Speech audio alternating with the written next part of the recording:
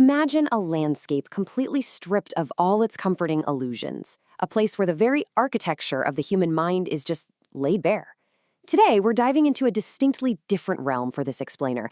We're going to explore a dark, stylized vision of human potential, framed as a grim, gothic myth based heavily on Nietzschean philosophy. So if you're ready to look straight into the existential abyss and really understand the shadowy forces that are actively trying to pull you down into it, let's begin. Consider this chilling truth for a second. Humanity is a bridge stretched over a void. Now, in our fable, this void isn't just some empty physical space, right? It represents the terrifying abyss of absolute nihilism. It's that sudden, spine-chilling realization that the ancient moral structures and divine guidance that once held our society together, well, they've decayed, they've crumbled, and we are just left suspended, forced across this massive expanse without a safety net. Which brings us to Section 1, Bridge Over the Abyss. As a traveler on this precarious crossing, you have to make a choice. There is literally no standing still here, though. Many certainly try. Just look to the edges of this bridge and you'll find what our sources call the last men. These are individuals completely paralyzed by the fear of an indifferent universe. Instead of walking across, they just huddle together in the mud of the herd. They're obeying laws written by ghosts, desperately clinging to the warmth of ancient, decaying memories just to avoid the sheer terror of isolation. Basically, they represent a passive rejection of the void. They choose simple, shallow comfort over the reckless freedom of individual growth. They are the collective weight of human stagnation. Moving into the depths. Section 2, the Shadow Sovereign.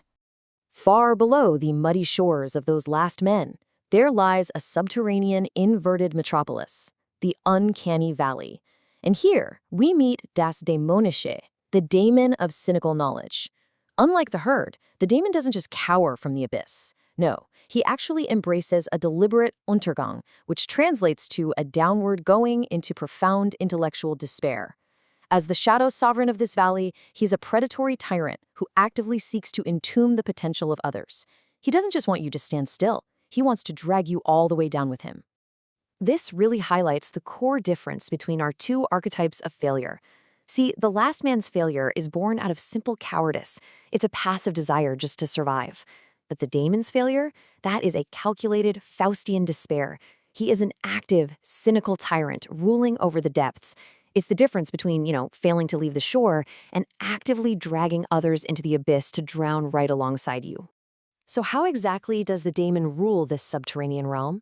He uses a twisted philosophy called the mirror of gravity. In the Uncanny Valley, the laws of reality are completely inverted. Upward growth is viewed as a heavy descent, while going downward is seen as a climb toward his vacant throne. The ultimate goal of this dark philosophy is the total extinction of fluid life. By enforcing this inverted gravity, the daemon literally turns the flowing, evolving human psyche into a cold stone monument to permanence. Let's look at his traps. Section 3, the Gilded Cage. How exactly does this shadow sovereign trap evolving minds? Well, he operates as an intellectual salvager. Using something called the Pharisees' paradox, he offers these cold, absolute truths that might seem comforting at first, but they actually ensnare travelers in a gilded cage. He takes the heavy burden of the past and reframes it as protective armor, promising you security in exchange for your freedom. And finally, he takes your potential, what the sources beautifully call the brilliance of stars, and hoards it in leaden boxes. He is literally smelting the gold of your lived experiences into the heavy lead of mortality. And this causes total spiritual entropy. But here's the thing. There is a deep, melancholic tragedy to the daemon. He isn't merely a monster. He is the tragic knight of memory. He sits completely alone upon his inverted throne in the dark, constantly hoarding the brilliance of human potential until it rots away.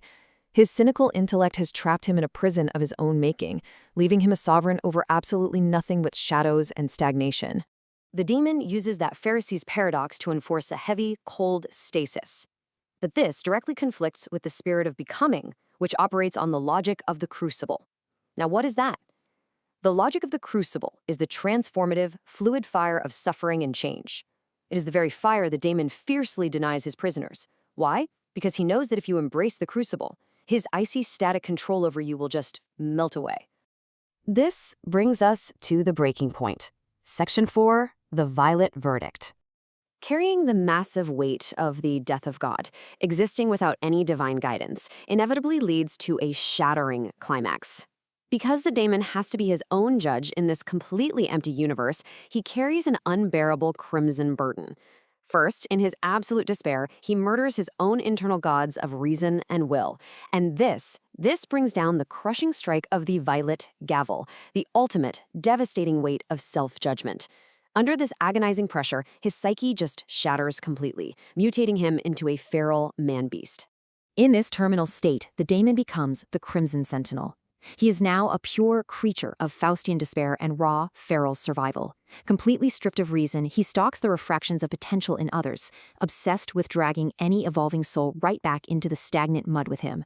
It is a stark, truly terrifying warning of what happens when we let cynical intellect completely devour the human spirit.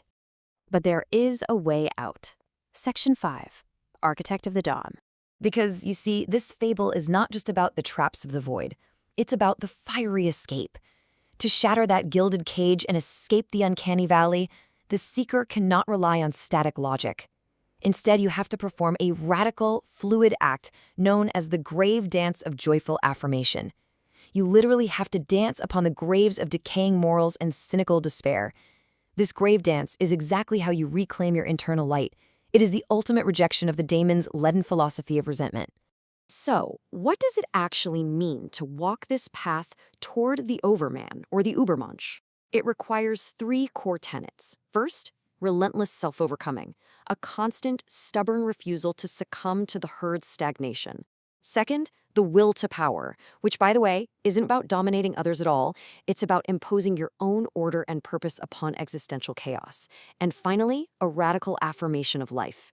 This means embracing both the tragedy and the joy so fiercely that you would gladly live your exact life on repeat for all eternity.